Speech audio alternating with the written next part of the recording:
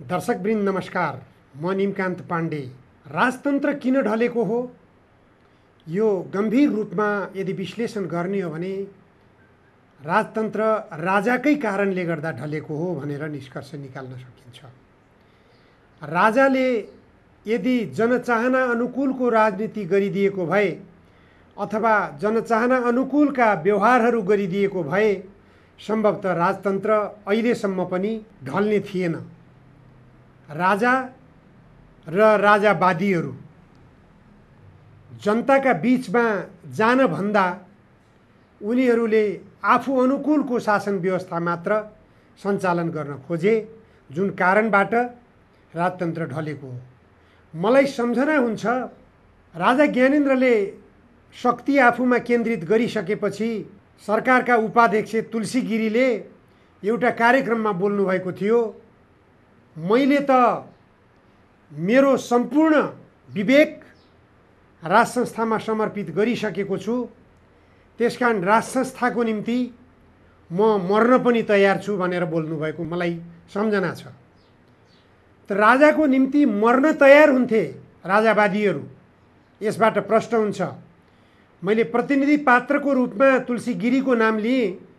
त्यस्ता पात्रहरू धेरै थिए जो राजाको निम्ति मर्न तयार थिए, तर देशको निम्ति र जनताको निम्ति उनीहरू मर्न तयार हुँदैनथे। राजावादीहरूकै अकर्मण्यताले गर्दा, राजावादीहरूकै कुकर्मले गर्दा, राजावादीहरूकै जनविरोधी क्रियाकलापले गर्दा, राजावादीहरूकै भ्रष्ट आचरणले गर्दा राज संस्था अलोकप्रिय भएको हो। राज संस्था अलोकप्रिय भएकै कारणले जनता सडकमा उत्रिएरै ज्ञाने चोर देश छोड भन्ने सम्मको नारा लगाउँथे। ज्ञाने चोर देश छोड भनेर जनताले जब सडकबाट नारा लगाउँथे, त्यो बेला हामीले विदेशी शक्तिलाई आरोपित गरेर हुँदैनथ्यो। विदेशी शक्तिले सडकमा आएर नाराबाजी गरेको थिएन, जनताले नै सडकमा नाराबाजी गरेका थिए राजा विरुद्ध, राजावादीहरू विरुद्ध। राजतन्त्र विस्थापित भएको र देशमा गणतन्त्र स्थापना भएको अहिले 17 वर्ष प्रवेश गरेको छ। 17 वर्ष बित्दै गर्दा अहिले गणतन्त्रका राजाहरू फेरि गणतन्त्रमा पनि राजावादीहरू सुरु भए। राजतन्त्रमा एउटा राजा थिए, ती राजाको आड भरोसामा राजावादीहरूले शासन गर्ने गर्थे।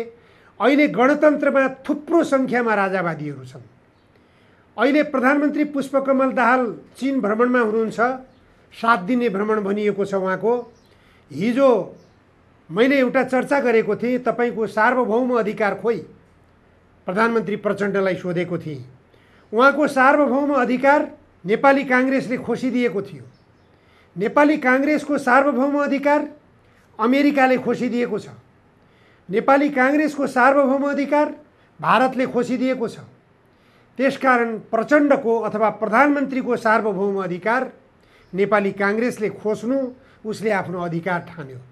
त्यसकारण नेपाली काङ्ग्रेसले खबरदार प्रधानमन्त्री प्रचण्ड, तपाईँले चीनसँग BRI सम्झौता नगर्नु, BRI कार्यान्वयन गर्ने काममा तपाईँले सहमति नजनाउनु। नेपाली काङ्ग्रेसको उर्दी उल्लङ्घन गर्न सार्वभौम अधिकार सम्पन्न हाम्रा प्रधानमन्त्री पुष्पकमल दाहाल प्रचण्ड स्वतन्त्र हुनुहुन्न थियो। त्यसकारण उहाँले अनुनय विनय गरेर नेपाली काङ्ग्रेसको नेतृत्वसँग BRI मा आबद्ध नहुने हो भने चीनसँग सम्बन्ध बिग्रिने भयो, यो साह्रै नराम्रो हुने हो, नमजा हुने भयो, संयुक्त विज्ञप्ति पनि जारी नहुने भयो, बर्बादै हुने भयो भन्ने किसिमबाट नेपाली काङ्ग्रेसलाई कुरा राखेपछि नेपाली काङ्ग्रेसले सहमति जनायो र BRI लाई सम्झौतामा छसक्क छुन चाहिँ सकियो। तर त्यहाँ खासै उल्लेख्य प्रगति चाहिँ भएको छैन। BRI लाई मुक्त कण्ठले नेपालले स्वीकार गर्न सकेको छैन। BRI नेपालमा कार्यान्वयन गर्न गाह्रो छ, किनभने BRI कार्यान्वयनको निम्ति सहमति जनाउनुभन्दा पहिले चीनले MCC सम्झौता बारेमा तिमीहरूको दृष्टिकोण के हो मित्र नेपाल भनेर नेपालका नेताहरूसँग सोध्छ। MCC सँग नेपालको सम्बन्ध के हो अथवा MCC को उद्देश्य के हो? यो प्रसारण लाइन र सडक विस्तारमा मात्र केन्द्रित छ कि सैन्य योजनामा पनि केन्द्रित छ? यो प्रश्न छिमेकी देश चीनले सोध्नु स्वाभाविक हुन्छ, किनभने नेपालमा आएर अमेरिकाको एमसिसी परियोजनासँग बाजुनु, लड्नु र उसँग दुश्मनी गर्नु चीनको निम्ति पनि त्यति सहज निश्चित रूपमा हुँदैन। त्यसकारण पनि एमसिसी सम्झौतामा बाँधिएको नेपालले चीनको BRI सम्झौतालाई स्वीकार गर्न अथवा त्यसलाई कार्यान्वयनमा लैजान कठिनाइ हुनु स्वाभाविक हो।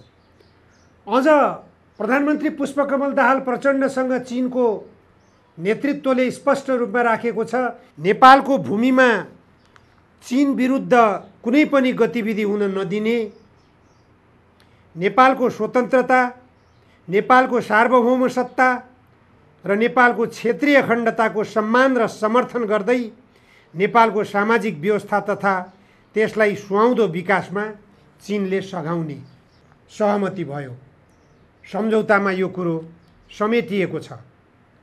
तर के हो त वास्तविकता? नेपाल एमसिसी को सैन्य योजनामा जोडिएको छ कि छैन त्यो हेर्न पर्ने हुन्छ। गम्भीरतापूर्वक अध्ययनको विषय हुन्छ यो।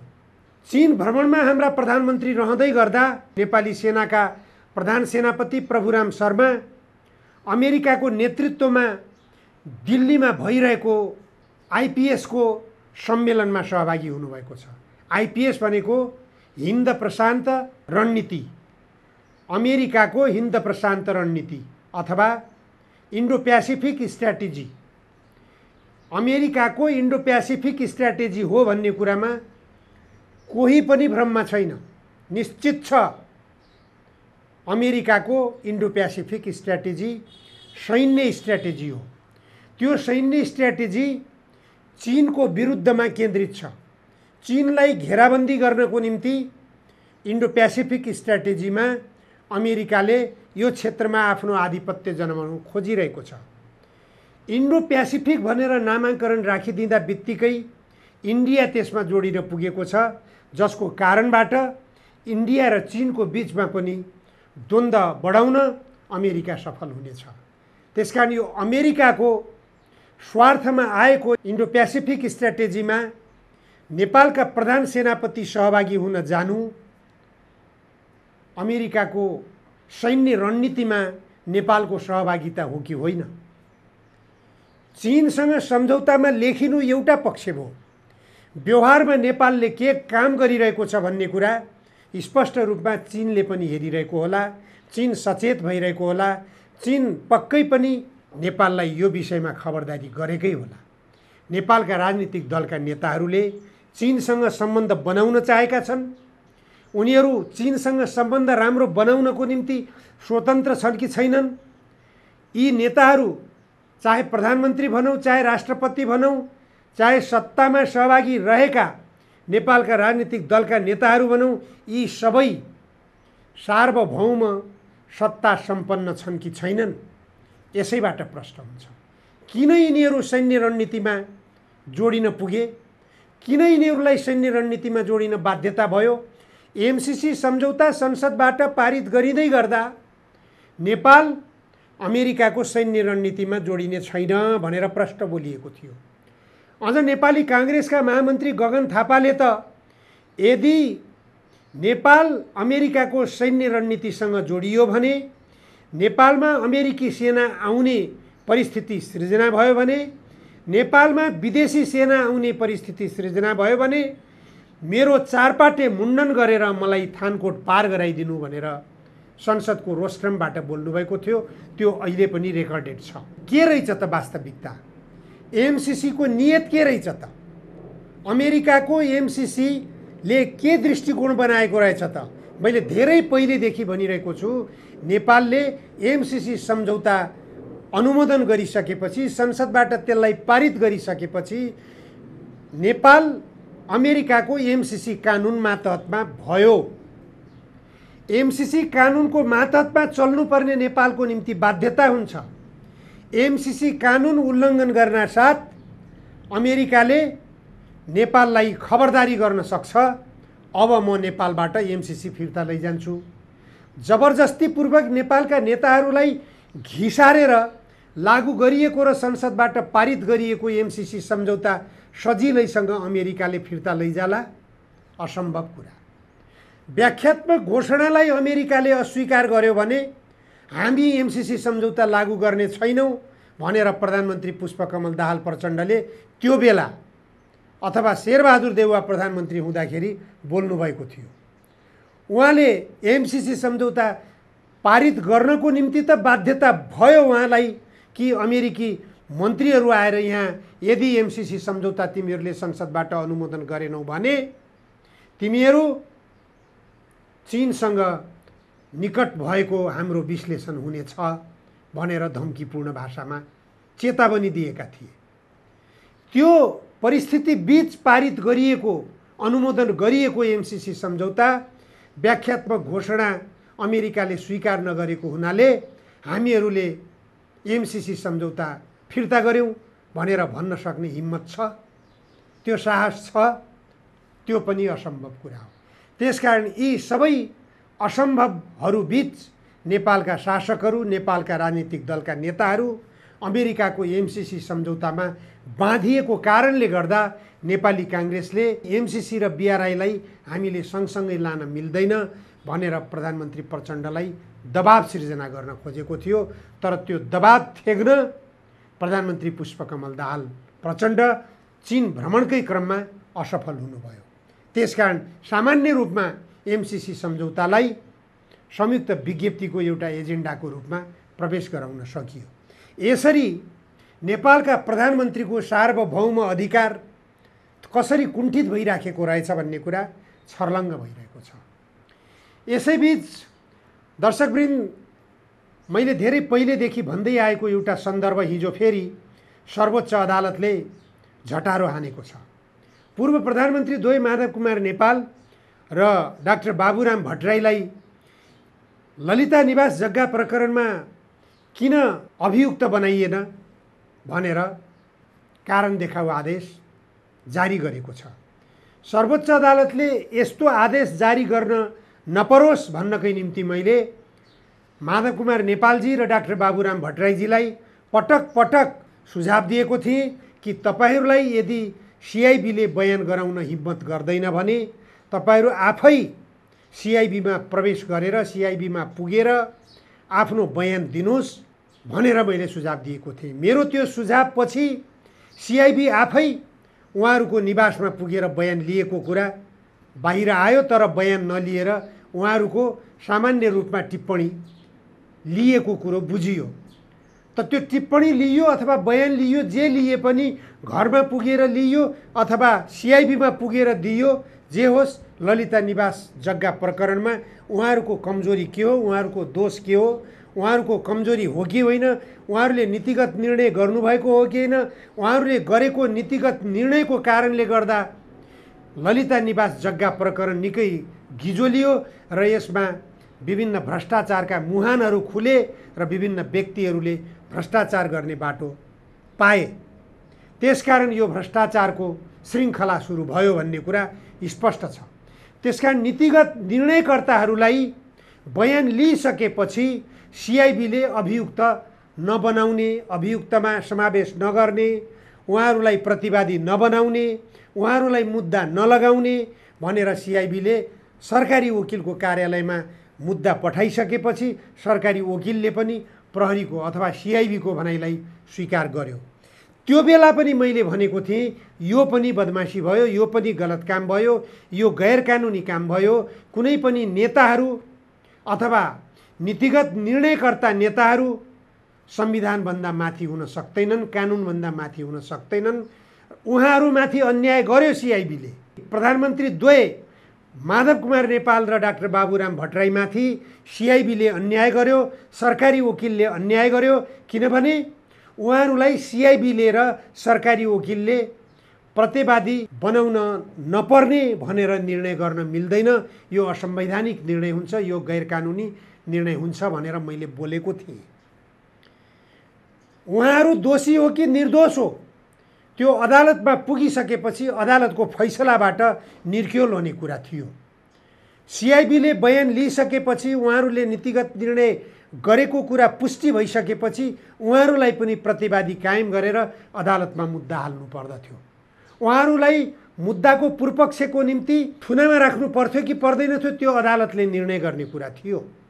तर अदालतलाई त्यो निर्णय गर्ने अधिकारै नदिएर सिआइबीले मुद्दै चलाउन नपर्ने भनेर निर्णय गर्नु, अमुक 2 जना पूर्व प्रधानमन्त्रीहरूलाई कानुनभन्दा माथि राख्ने, उहाँहरूमाथि कानुन नलाग्ने, उहाँहरूले कानुनको उल्लङ्घन गरे पनि उहाँहरूलाई प्रतिवादी बनाउन नपर्ने, कानुनले नछुने जो दृष्टिकोण प्रहरीले र सरकारी वकिलले देखाए त्यो सरासर गलत दृष्टिकोण थियो, त्यो गैर कानुनी थियो, त्यो असंवैधानिक थियो। त्यही कुरामा टेकेर 2 जना अधिवक्ताहरू फेरि सर्वोच्च अदालत गुहार्न पुगे। सर्वोच्च अदालतलाई गुहार्न पुगेपछि सर्वोच्च अदालतले नीतिगत निर्णयकर्तालाई बयान किन नलिएको भनेर सोधेपछि उहाँहरूलाई घरमै गएर बयान लिएको सिआइबीले उहाँहरूलाई प्रतिवादी नबनाएर मुद्दा दायर किन गरियो भनेर सर्वोच्च अदालतले सोध्नु स्वाभाविक हो। अब पूर्व प्रधानमन्त्रीहरू माधव कुमार नेपाल र डाक्टर बाबुराम भट्टराई अभियुक्तको रूपमा अदालतमा उपस्थित हुनैपर्छ। अदालतमा उपस्थित भइसकेपछि उहाँहरूको बयानको आधारमा यदि उहाँहरू निर्दोष साबित हुनुभयो भने अदालतले निर्दोष साबित गर्न सक्छ। अदालतले उहाँहरूलाई तारिखमा छोड्न सक्छ। अदालतले उहाँहरूलाई सफाई दिन सक्छ अनि मात्र उहाँहरूप्रति न्याय ठहर्न सक्छ। होइन भने अहिलेको अवस्थामा भन्ने हो भने बयान लिइसकेपछि सिआइबीले मुद्दा नचलाउनु उहाँहरूमाथिको ठुलो अन्याय हो। त्यो अन्यायमाथि सर्वोच्च अदालतले मलाई लाग्दछ न्याय गरिरहेको छ। अहिले उहाँहरूलाई फेरि बयान गराउने प्रक्रियामा र मुद्दा चलाउने प्रक्रियामा यदि सिआइबीले कदम अगाडि चाल्यो भने अथवा अदालतले नै म्याद काट्यो भने स्वाभाविक रूपमा उहाँहरू अदालतमा उपस्थित हुन जानुपर्ने छ, जसले गर्दा एउटा नजिर पनि कायम हुनेछ। त्यो नजिर के त भने कुनै पनि नीतिगत निर्णय गर्ने व्यक्ति दोषी ठहरुन्छ ऊ अदालतको कठघरामा उभिनुपर्छ। यति मात्र हुन पुग्यो भने गिरिबन्धु टी स्टेटका नीतिगत निर्णयकर्ता तत्कालीन प्रधानमन्त्री केपी शर्मा ओली पनि अदालतको कठघरामा उभिन बाध्य हुनुपर्नेछ। उहाँले भन्नुभएको छ मैले कानुन बनाए, त्यो जग्गा बिचौलियाहरूले बदमाशी गरेर त्यसबाट कमिसन खाएर बेचबिखन गरिरहेका थिए, बेचबिखन गर्न पाउने भनेर मैले कानुन बनाइदिए। कानुन बनाइसकेपछि बिचौलियाहरूले चलखेल गर्न पाउने र कमिसन खोरीहरूले कमिसन खान पाउने अवस्था अब हरायो, सकियो। मैले कानुन बनाइदिएको छु, लौ मलाई कारबाही गर भनेर ललकार्दै उहाँले सामाजिक सञ्जालमा पनि बोल्नुभएको थियो, भाषणको क्रममा पनि बोल्नुभएको थियो। प्रधानमन्त्री द्वय माधव कुमार नेपाल र डाक्टर बाबुराम भट्टराईलाई नीतिगत निर्णयकर्ताको हैसियतबाट अदालतको कठघरामा उभ्याइयो भने केपी शर्मा ओलीले पनि नीतिगत निर्णयकर्ताको हैसियतबाट गिरिबन्धु टी स्टेटमा कानुन किन बनाएको, त्यो भ्रष्टाचारको मुहान खोल्ने काम किन गरियो, गिरिबन्धु टी स्टेटमा पनि केपी ओलीको बदनियत देखिन्छ। त्यसकारण उहाँ पनि अदालतको कठघरामा उभिनुपर्ने बाध्यता हुन्छ। भ्रष्टाचारीहरू सबै कानुनको कठघरामा उभिनुपर्छ। तर हाम्रो देश यस्तो देश बनेको छ, चाहे राजनीतिक व्यक्तित्व होस्, चाहे व्यापारिक व्यक्तित्व होस्, चाहे जोसुकै होस्, जोसुकैले पनि कानुनलाई छल्न पाएका छन्, भ्रष्टाचार गर्न पाएका छन्, कानुनबाट उन्मुक्ति पाएका छन्। नेताहरूलाई कमिसन खुवाएपछि सबै खत माफ हुन्छ। त्यस्तै खत माफ पाइरहेका एकजना यो देशका अर्बपति व्यापारी पनि छन्, जसको नाम विनोद चौधरीको नामले चर्चित छ। नेपाली अर्बपतिको रूपमा अमेरिकाबाट प्रकाशित हुने एउटा फोर्ब्स पत्रिकाले सूचीकृत गरेको छ। त्यो सूचीकरणमा उनी धेरै वर्षदेखि अर्बपतिको रूपमा सूचीकृत हुँदै आएका छन्। तर हिजो मात्रै भारतमा यिनै विनोद चौधरीले सञ्चालन गरेका धेरै उद्योगहरूमा भारतको आयकर विभागले छापा मारेको छ। छापा मारेर विनोद चौधरीका थुप्रै कम्पनीहरूलाई दण्डित गर्ने प्रक्रिया अगाडि बढाएको छ। विनोद चौधरीले कर ठगी गरेको भारतमा प्रमाणित गरेको छ। भारतमा ठुलो सङ्ख्यामा विनोद चौधरीका उद्योगहरू स्थापना भइरहेका छन्। भारतमा मात्र होइन, विदेशका धेरै ठाउँहरूमा धेरै मुलुकहरूमा विनोद चौधरीका कारखानाहरू सञ्चालनमा छन्। नेपालको नागरिक बनेर छोराहरूलाई विदेशी नागरिक बनाएर नेपालबाट सम्पत्ति आर्जन गरेर सम्पत्ति समेत विदेशतिर पलायन गरेर विनोद चौधरीले कर ठगी समेत गरेर नेपाललाई लुट्ने काम गरिरहेका छन्। उनलाई नेपाल लुट्ने छुट पनि भइरहेको छ, नेपालबाट पुँजी पलायन गर्ने छुट पनि भइरहेको छ, छोराहरूलाई विदेशी नागरिक बनाएर अर्को घोटाला गर्ने छुट पनि भइरहेको छ। यसरी नेपालमा हरेक किसिमबाट छुट पाइरहेका, कर ठगी प्रकरणमा पटक पटक मुछिएका विनोद चौधरीले सञ्चालन गरेको उद्योग अथवा यी ठगी प्रकरणका राजनीतिक आवरणका आज नेपाली काङ्ग्रेसका सांसद पनि हुन् नि, निर्वाचित सांसद। यसअघि नेकपा एमाले मनोनित सांसद बनाएको थियो, यसअघि नेपाली काङ्ग्रेसले पनि मनोनित सांसद पनि बनाएको थियो। यसपटक भने नवलपरासीबाट निर्वाचित सांसदको हैसियत समेत बनाएका छन् यिनलाई भारतले आयकर प्रकरणमा छापा मारेको छ, यिनका कम्पनीहरू सबै सिल गरेको छ, सबै उत्पादन कार्यहरू बन्द भएका छन्। यसरी नेपालमा छुट पाइरहेका व्यापारी भारतमा दण्डित भइरहेको हामीले स्पष्ट देखिरहेका छौँ। त्यसकारण नेपालमा पनि यदि यो गणतन्त्रलाई लोकप्रिय बनाउने हो भने गणतन्त्रमा उदाएका राजाहरू सबैले आफूलाई जनताको ठाउँमा उभ्याउनु पर्यो, आफूहरूले गरेका गलत क्रियाकलापहरूमा दण्डित हुन तयार हुनु पर्यो।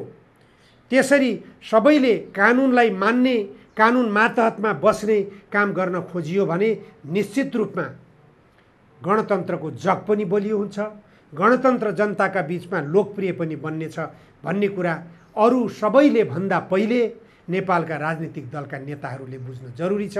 त्यसमा पनि सत्ता गठबन्धन दलका नेताहरू र प्रमुख प्रतिपक्षी दलका नेताहरू, यी दुई खेमाका नेताहरूले बुझिदिने हो भने निश्चित रूपमा गणतन्त्रको लोकप्रियता बढ्नेछ। गणतन्त्रको लोकप्रियता बढ्नु भनेको नेपालको राजनीतिक स्थायित्व पनि रहनेछ। आगे सबै राजनीतिक दलका नेताहरूलाई चेतना भया। हस्, आजलाई यति मात्र। धन्यवाद, नमस्कार। म निमकान्त पाण्डे।